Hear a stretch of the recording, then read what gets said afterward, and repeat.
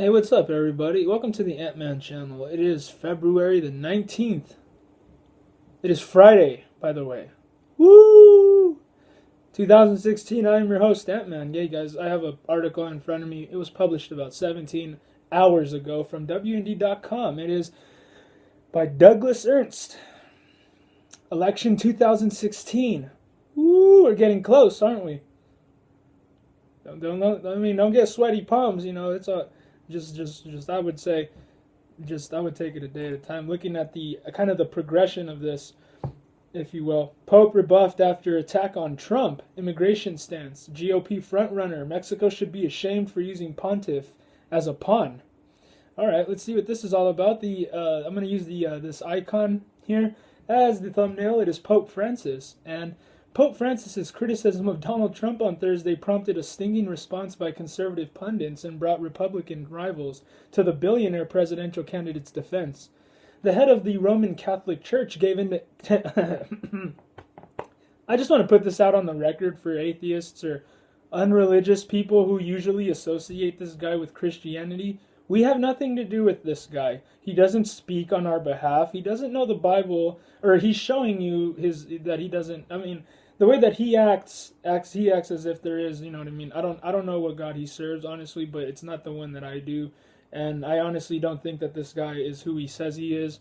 For all of you guys out there, you guys are gonna do a little church history as to where the Pope comes from, and all of the rest. Okay, you need to learn where like Dagon worship came from, sun and moon worship. You got to really go into this stuff pretty deep to understand what the Catholic Church is into and stuff like that, and what kind of stuff they have mingled with Christianity to understand what this guy actually represents. And it's not Jesus Christ, my friend. I will tell you that right now. As a Christian, I don't associate with him, and whatever he says, you guys can't use that as an excuse to say, well, you see the Pope, well, he does not represent me. So tough luck. I don't care what he says.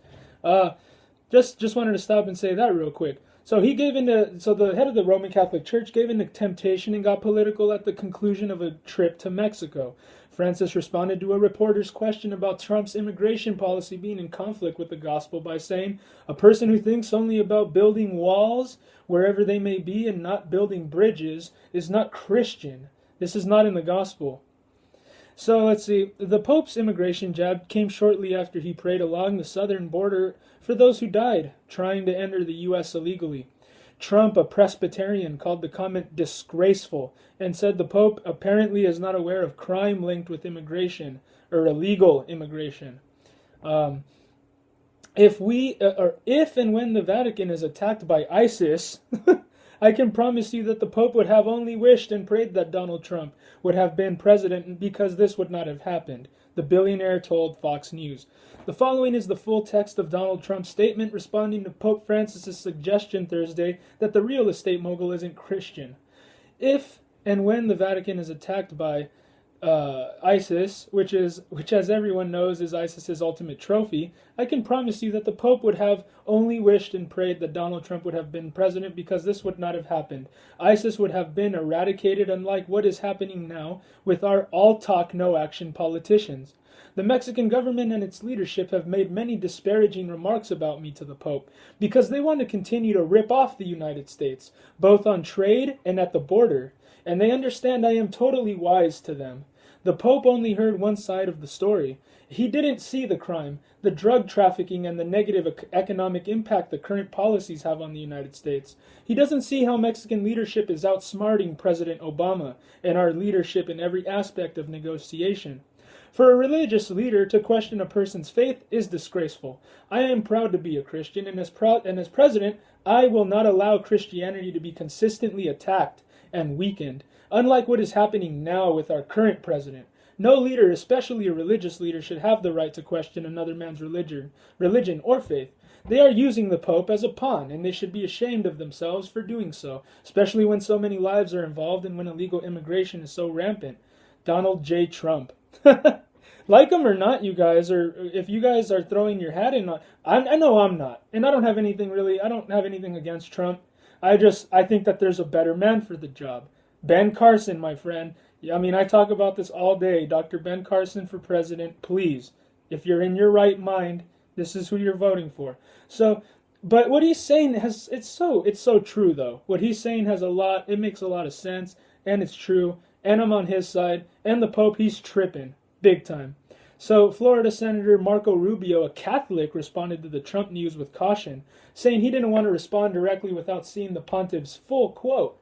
I think the Holy Father recognizes, or should recognize, and I believe he does, how generous America is. We accept close to 1 million people every year as permanent residents of the United States. No other country in the world even comes close, Rubio told CNN's Jake Tapper.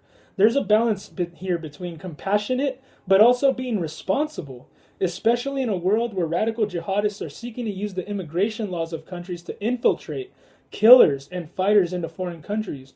The Pope's comments even managed to bring former Florida Governor Jeb Bush, also a Catholic, to Trump's defense. Bush told reporters in South Carolina that he supported walls and fencing where it's appropriate, and did not think it was wise to listen to Francis on economic or environmental policy, the Associated Press reported. Thursday at CNN's Republican presidential town hall, when asked about the Pope's remarks, Governor John Kasich, I don't know how to say his name, and he said he was pro-Pope. It's kind of funny. Kasich said, "Put me down in the pro-Pope column. Really, I mean, come on." He continued, this guy has been so humble, adding, he has opened the walls and the doors of the church to lots of people who didn't understand it. I don't know. Referring to the Pope's criticism of Trump's border plan, Kasich said, "We have a right to build a wall. But I got to tell you, there are too many walls between us. We need bridges between us if we're going to fix the problems in Washington, because all they do is have walls."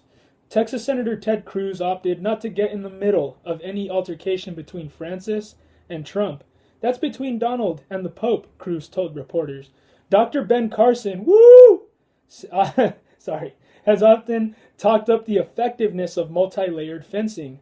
Conservative pundits were not as diplomatic at the presidential hopefuls. They hammered Francis for hypocrisy related to communist dictators and the Vatican's giant security wall.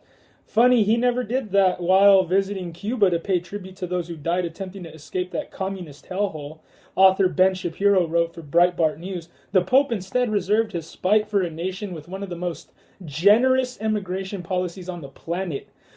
I have said this so many times and for so many years, America. You're being had because of your goodwill and your compassion. Your compassion and goodwill is being taken advantage of because people, they'll say whatever it takes for you to be on their side. And they know you want to help everybody because we're great, right? We're exceptionally great, so we want to help people out. But there are enemies out there that want to seek to kind of use you for that and make it bite you in the rear for it. You know what I mean? So know your enemies well, man. Not just your friends and not just God, but also know something about how the enemy works so that you're going to be as wise as a serpent, right? But as harmless as a dove. And as like it's also being faithful to Jesus' words, right? So Ben Shapiro they posted his tweet up here. He posts a picture of the gigantic wall, around the Vatican. Pope on Trump, a person who thinks only about building walls is not a Christian. And then he shows a picture of Vatican City. It's pretty hypocritical, yeah. Radio host Rush Limbaugh concurred with Shapiro and then wondered why questioning President Obama's faith is off limits while Trump's is fair game. Has he questioned the faith of the Castro brothers? Asked Limbaugh. Has the Pope questioned the faith of any communist leaders? Don't anybody ask about the president's religion. Don't even get close to going there. Don't do it. That is a forbidden area. You cannot even ask about it. The Pope can go ahead and claim that Trump is not a Christian, but he can't go there when we're talking about the president of the United States. So Limbaugh went on to joke that Vermont Senator Bernie Sanders, a self-described socialist, may be too far to the right for the Pope. Oh, that was good. Vice President Joe Biden said the controversy is not a hard call. Pope Francis Donald Trump? That's not a hard call for me, not even close, Biden said in an interview on MSNBC. I am not a theologian, nor am I a priest or a minister, but I think that building walls is fundamentally contrary to what made this country what it is. All right, you guys, weigh in on that. Put what you guys think and down below in the comments. I would really like to hear what you guys have to say about this. One of the most tricky policies that we have to fix here in America is our immigration policy. So it is important that you guys kind of use your brain and want to know what you guys are voting for. Peace out. God bless.